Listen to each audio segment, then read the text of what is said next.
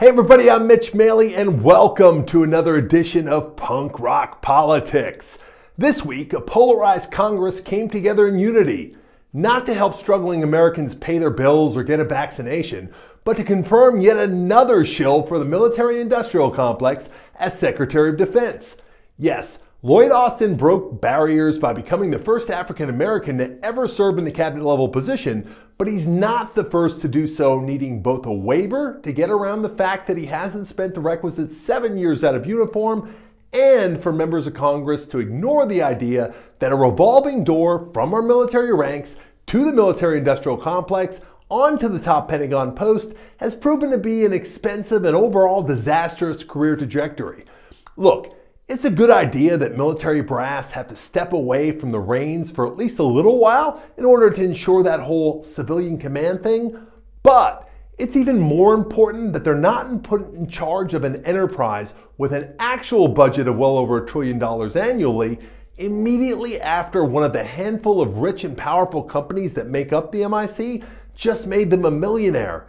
Defense contractors make money by lobbying the federal government to spend an increasingly ridiculous share of our national treasure on advanced weaponry, usually by overselling the threat levels and technological capabilities of our adversaries. And because the wealth that's created by this non-competitive industry's infinite growth is almost exclusively enjoyed by the donor class, there's little meaningful resistance from either party. For example, deficit spending on issues like public education, public health care,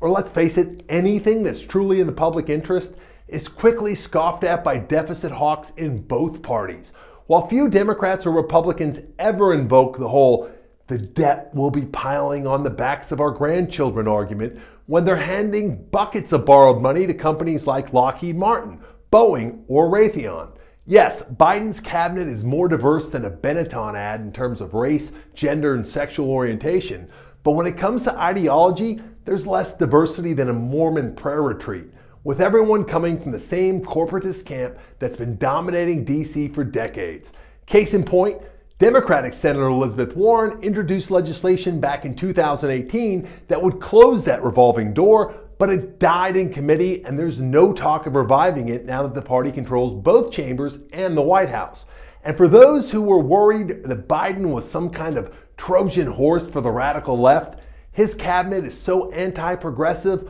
Flo couldn't even get appointed to clean it.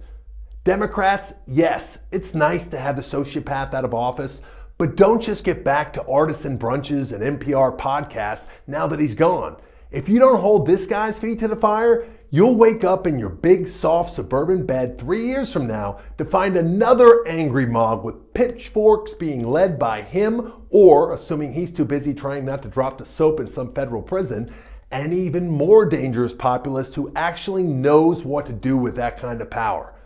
I'm Mitch Maley, and this has been another episode of Punk Rock Politics. Check out our weekly podcast every Friday, either right here on YouTube or on Apple, Spotify, and other podcast platforms. And remember that you can always get more at punkrockpolitics.com.